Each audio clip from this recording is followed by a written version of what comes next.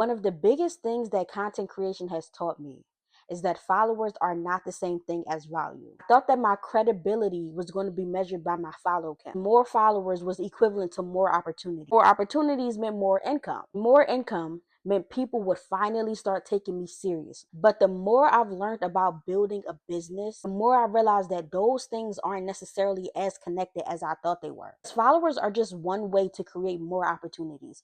That does not mean that they are the only way or even the best way. For all, there are people with massive audiences who struggle to build a sustainable business. And there are also people with relatively small communities make a living simply because they've learned how to create value in other ways. This realization caused me to see that I wasn't ever chasing followers. I was chasing permission. Permission to believe that what I was building mattered. And I think a lot of us do the same thing. We wait for visible evidence before we're willing to believe in our own value. Wait for something like a promotion, a degree or certificate, a bigger audience, or more money, as if those things are how we should be measuring our worth. They are not, as they simply are a reflection of what's already been being built internally. I've also been thinking about how grateful I am. People who dare to share the behind the scenes moments of their journey before they had everything figured out. These are people who I'll probably never meet. Creators who dare to share the awkward moments, the uncertainty, and all the moments before anybody else believed in what they were building. Probably had no idea that they were giving someone like me